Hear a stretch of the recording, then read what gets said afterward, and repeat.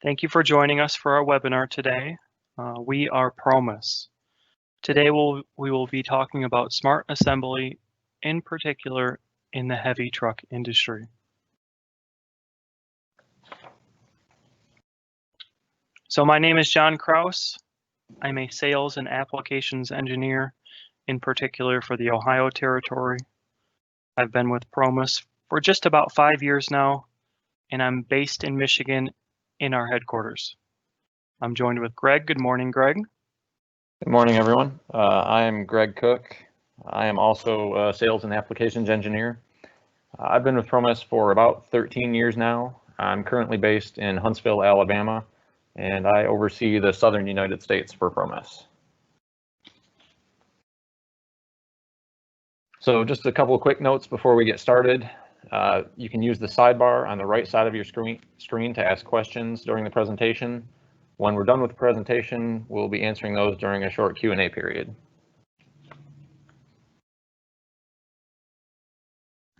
So like John said, today we'll be talking about smart assembly in the heavy truck industry. We'll start out by discussing some of the driving forces in the industry, some of which actually began in the automotive industry.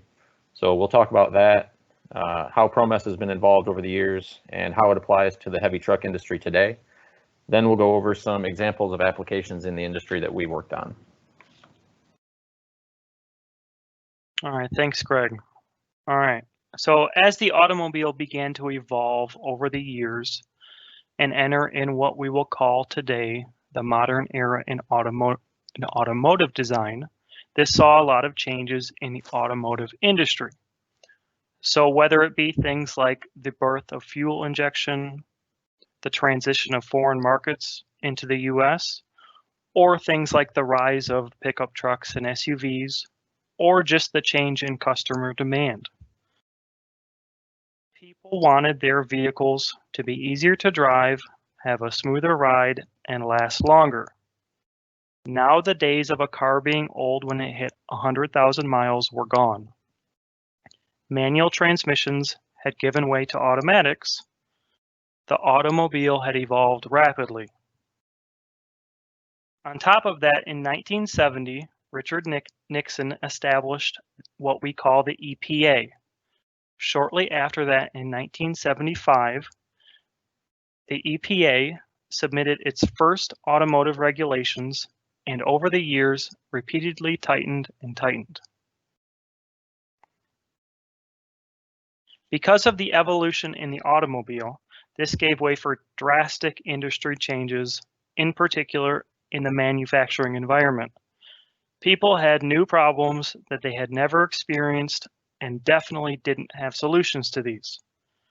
The need for things like tighter tolerances, better repeatability caused for immensely more complex processes.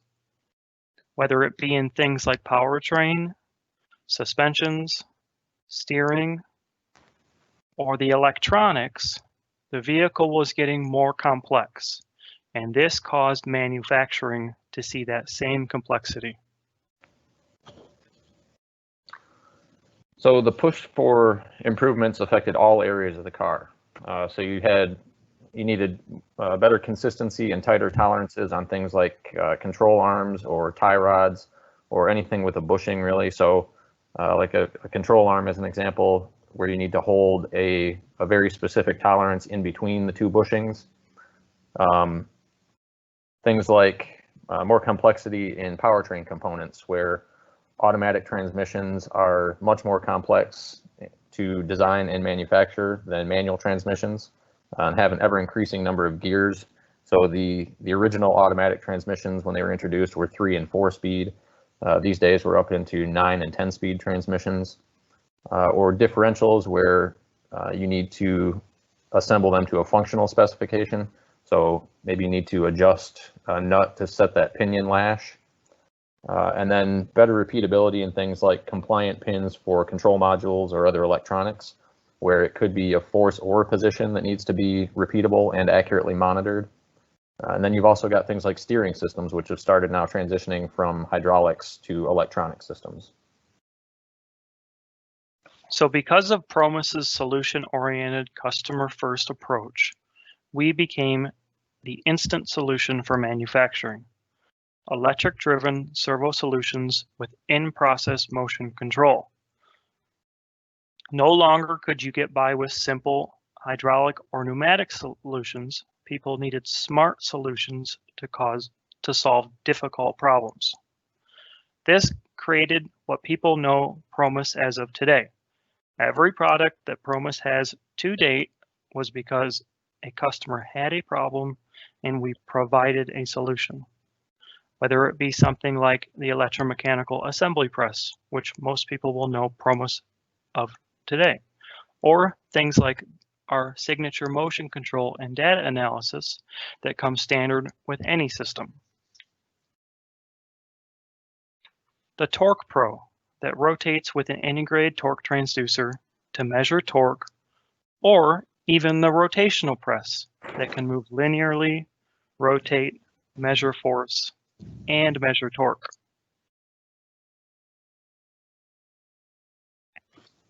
The workstation, where any of our systems can be mounted in more of a plug-and-play type solution, where you can be running parts in just a few hours. Or even something like the handheld press, where more of a manual pressing process must occur and user intervention needs to happen.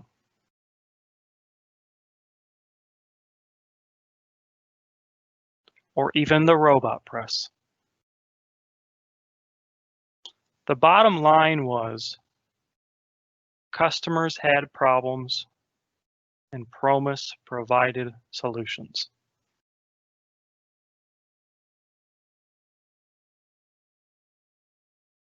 Because of our solution-driven and customer-oriented approach, this initially got us in the door of many of the largest manufacturers all over the world. Now, over 10,000 systems later, and systems in the field worldwide, Promess has become the industry standard. Whether it be because of things like the sheer robustness of our systems, built to last and withstand the rigid manufacturing environment.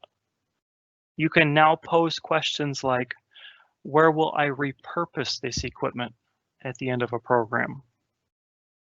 Or because of our 24/7, 365 free lifetime support. Just a quick story about that 24-hour support.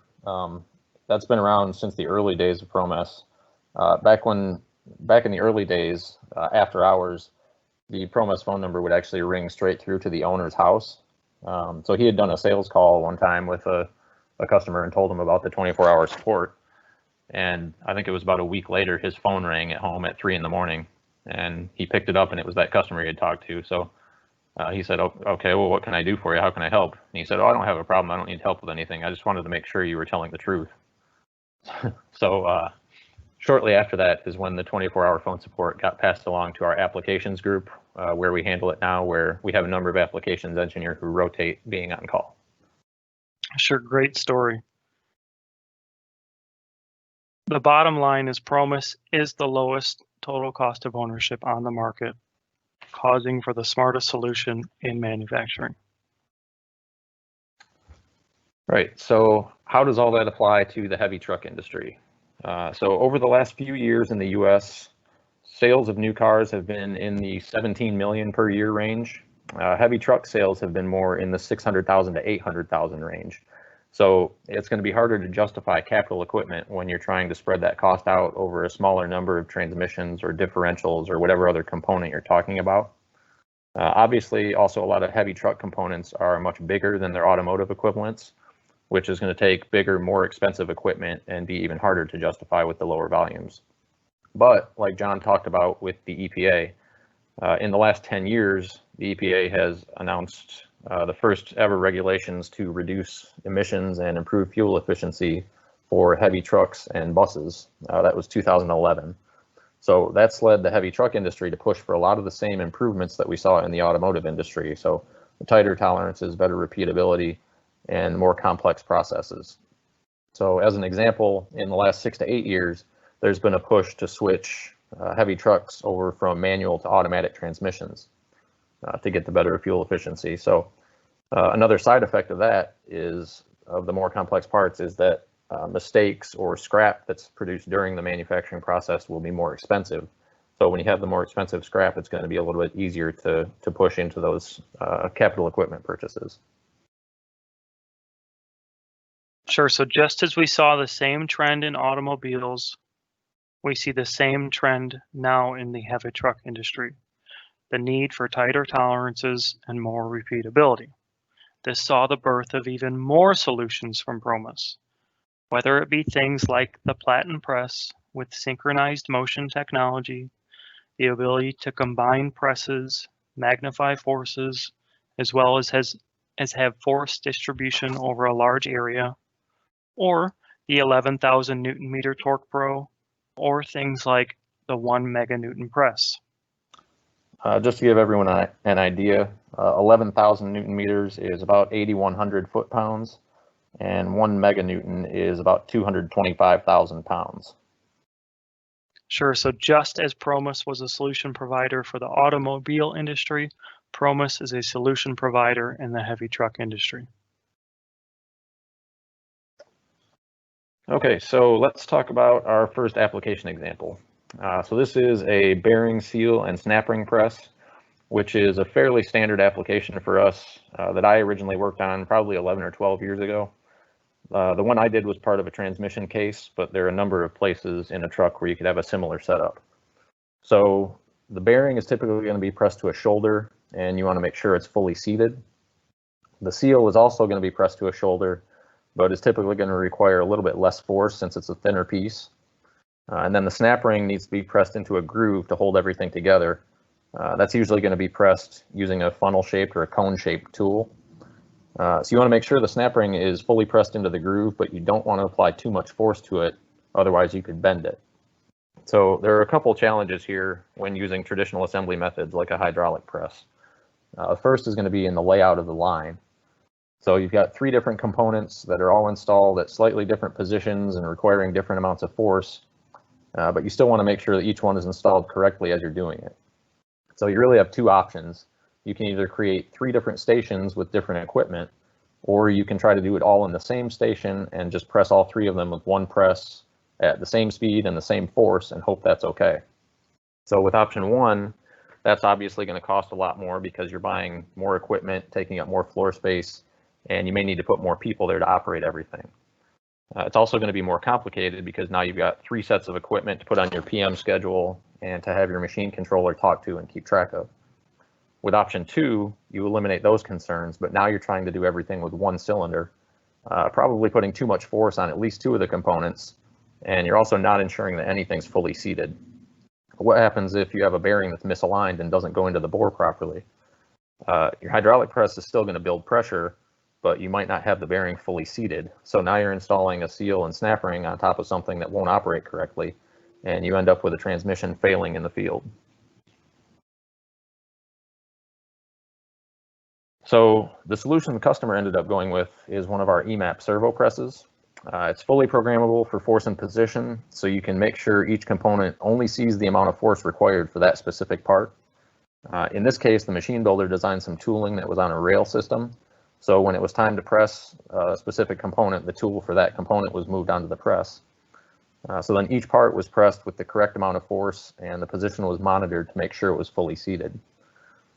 You can also look for features in a force versus distance curve. So with a snap ring, for example, what you'll usually see is a curve that ramps up as the ring makes its way down the funnel, then drops off as the ring snaps into the groove, and spikes up when the press catches up and makes contact again. So we actually programmed it to move to that drop-off point, then move a relative force from there. So for example, 1 snap ring might take 20 kilonewtons to get fully into the groove. So the press would get it to that point, then move an additional 3 kilonewtons to 23 kilonewtons and ensure it was fully seated. The next part, the snap ring might only take 15 kilonewtons to get down into the groove. So on that part, the press would only have to go up to 18 kilonewtons. So the force could be adjusted each cycle to avoid damaging the part, while still making sure it was fully seated. All of that was done on the fly by the press controller with no intervention by the operator. And as it was doing that, it was also recording data and storing everything so the customer had a full record of every part they made. Okay, going on to our second application. So deep inside of any vehicle is some sort of steering gearbox. This takes the operator's steering wheel movements and transfers this motion into the movement of the wheels of the vehicle. On a basic level, the steering wheel is connected to the input shaft and the wheels are connected to the output shaft. As the operator moves the steering wheel, the input shaft is rotated, and then through a gearbox, the output shaft rotates as well. The gearbox multiplies what the user transmits to assist in steering the vehicle. In most passenger cars, the steering gearbox will have a ratio between 12 and 20 to 1. However, in a heavy truck, a ratio can be upwards of 500 to 1. Depending on how big the vehicle is, determines typically how big the ratio will be. During the assembly process of a steering gear, there are several aspects where Promess is involved, whether it be pressing in bearings around the input and output shaft and applying the proper preload to these bearings, or doing a final test after the steering gear is fully assembled. After the steering gear is fully assembled, it is essential that an efficiency test and various other tests are done before placing it inside of a vehicle. To do this, you use a Promess Torque Pro and attach it to the input shaft, and use another Promess Torque Pro and attach it to the output shaft. When getting into heavy trucks, the difficulty resides in the sizing of the output shaft Torque Pro, large enough to handle a 500 to 1 gearbox. Using a Promess 11,000 Newton meter Torque Pro, we were able to accomplish this. Paired along with our data analysis and motion control software that comes with all of our systems, we could do various tests to analyze the gearbox efficiency and find any flaws inside of the gearbox before installing it in a vehicle. Without this technology, you would need to physically take apart the gearbox and look for problems. So another more complex example is a bearing test. So this could be any type of bearing that you would use for a transmission case or axle assembly or anything else where the bearing had some critical characteristics. So there are a couple main tests we've seen customers like to run: a torque test, a diameter check, and a height check. By themselves, those don't sound very complicated, but when you try to have a machine do it, put it all in one station and have that information available to the machine controller to use to make other decisions, it gets complicated pretty quickly. So I think the torque check has some obvious benefits. You don't want to install a bearing if it's too hard or too rough to turn. But you might also have questions about the other checks, like why do you care about the diameter of the bearing and why do you care how tall it is? I mean, most bearings are machined to pretty tight tolerances, so shouldn't that be good enough? And the answer is yes and no. So you might have a shim selection based on the part height or some housings with pre-measured holes for the bearing insertion. And you want to pick a housing that has the right interference or machine depth for that particular bearing. So mating parts together like that can result in more consistent assemblies, which give you better, more predictable performance across all the assemblies that you make.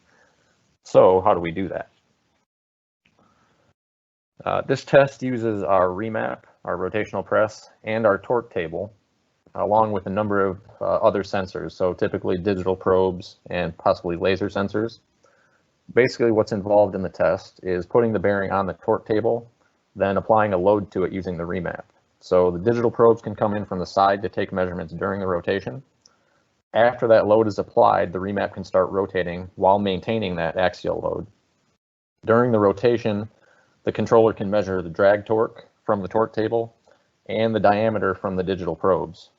Then our Ultra Pro controller can take readings from the digital probes and combine them using a live variable to get a measure of the bearing diameter. So the live variable is something in our software that can be programmed to be some formula using the digital probe readings and whatever offset is needed to get a reading for the diameter that correlates to the real world. The Ultra Pro can also take in a laser sensor to measure the height.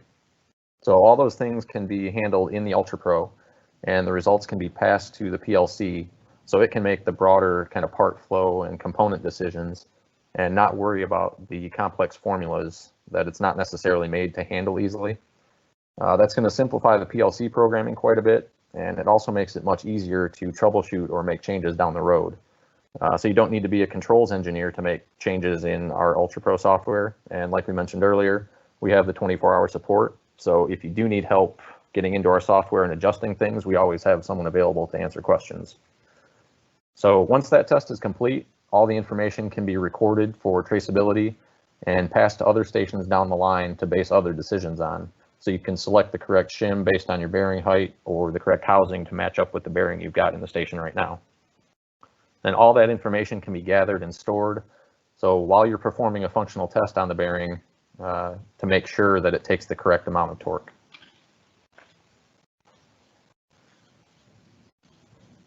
So we've talked about the benefits of using the servo technology in assembly. There are a couple added benefits that we've also seen in the past too. So, and these ones aren't quite as obvious. One is you might actually be able to lower component costs because you're doing functional tests. Typically, the reason you're going to get tighter tolerances on components is to make sure the parts work. But if you're functionally testing things as you're assembling them, you already know they work when they come off the assembly line. And then two, you may be eliminating scrap from the process too. So you're not having to buy really expensive components with really tight tolerances and then hoping they work when you put them together. You're actually testing their functionality as you put them together. And in a lot of cases, putting them together until they function properly and then stopping the process. And whether it be in the automotive industry or the heavy truck industry, the same applies. The need to make better parts with tighter tolerances, eliminate scrap, and now comply with the ever-changing government requirements. The solution is smarter systems for your assembly process. Okay, that concludes the webinar portion. We're now going to transfer into a Q&A section. So if you haven't submitted your questions, feel free to submit those now. We'll try to get to as many as we can here.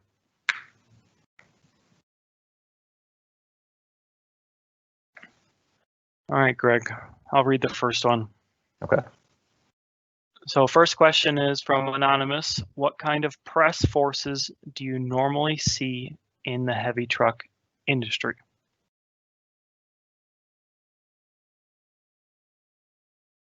I guess I'll go ahead and start answering that, and you can add any that you want, Greg. So typically, pressing bearings and such in the automotive industry, you'll usually see around 40 to 60 kilonewtons. In the heavy truck industry, you might see more around 100 kilonewtons. In the heavy truck industry, the parts are bigger. They require more forces, but the operations are no different. So whether it be on one spectrum where it's the medical field, or on the other spectrum where it's the heavy truck industry. On the medical side, you're using small presses in the ounce range. On the heavy truck industry, you're using the large presses up to the 1 meganewton systems. I don't know if there's anything you want to add to that.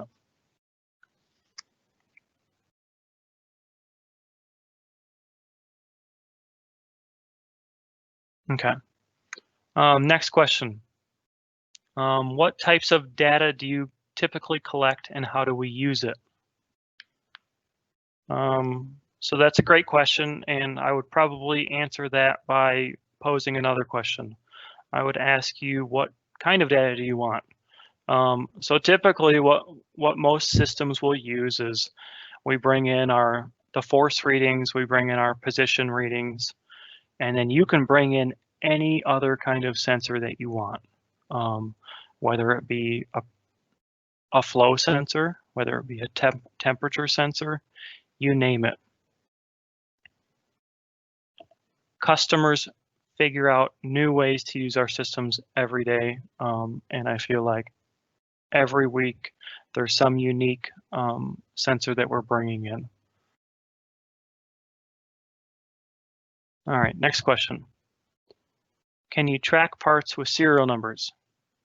Yes. So all of our systems have the ability to connect to a PLC, where the PLC can send us in an automated fashion a serial number that's assigned to every part that's ran. Or you can do this in a more of a manual process. These serial numbers are stored with each part that's ran, and those can be saved historically for as long as you want. So you will always have traceability with that.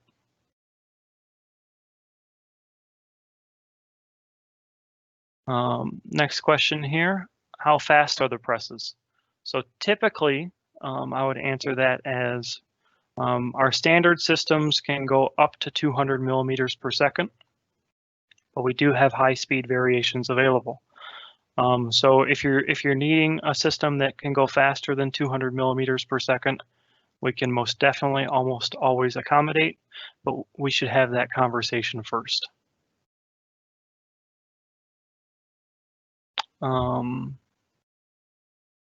Do our systems need to be calibrated? So I guess that kind of depends on what your spec is. So typically, Promess will recommend calibration of our systems once per year. We have customers that never calibrate their load cells. We have customers that require calibration once per quarter, once per month. It depends more on the customer specs. All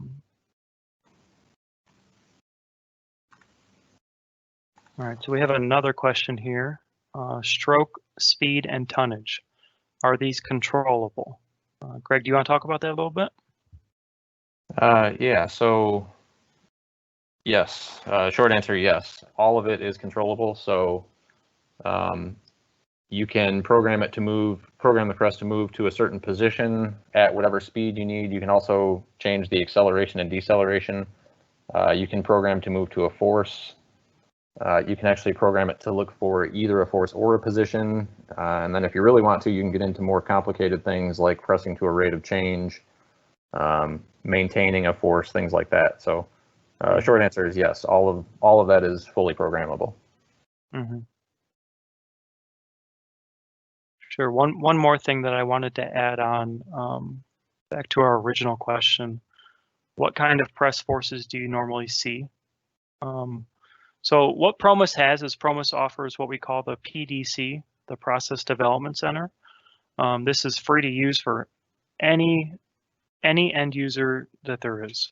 If you have an application that you're curious on how much force this might take, if you're just trying to get more comfortable with the technology, or if you want to develop a new solution, our lab is open for you to use, and this is a free service that we offer to all people. So feel free to take advantage of that. You might have to let us know a week or two in advance, because we have quite a few people that come in here on a normal basis, but that is free to open for anybody to use.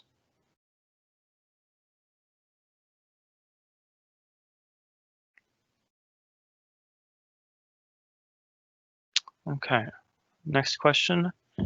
Do you have any case studies of cost savings for manufacturers who have switched to your systems?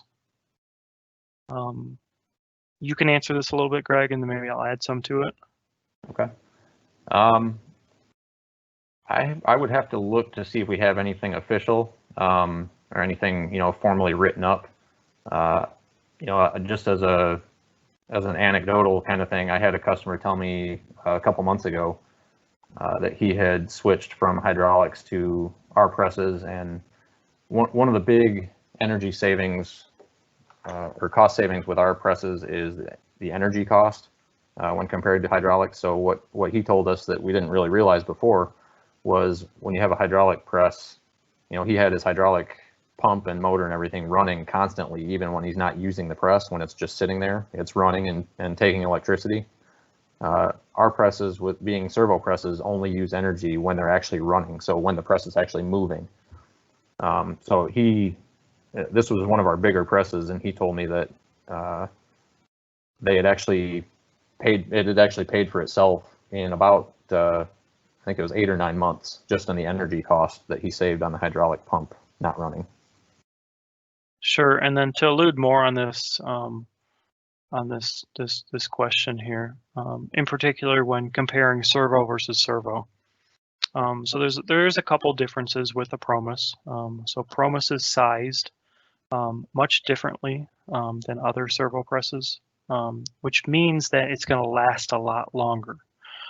So the correct calculation when doing your cost is total cost divided by life expectancy. That's the correct number. And when you do that, you can start having questions like, where can I repurpose this equipment at the end of a line or at the end of a program? A typical automotive program might last 8 years, we'll say. The life expectancy of a Promess is much longer than that. And we can provide lifetime calculations for you. But then you add the free 24/7 lifetime support. I'm not aware of other people that do that. And then just knowing that your system is going to be easy to use. So Greg alluded to how easy and how much programmatically you can do with the system. It's in a very easy and intuitive manner that we will train you on how to do. So all those things add up to the cost, right? So you want to look at all those as big picture.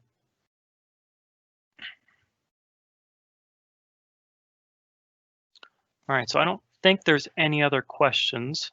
If you have any other questions, feel free to let us know and reach out to us. Thank you for joining us and have a wonderful afternoon.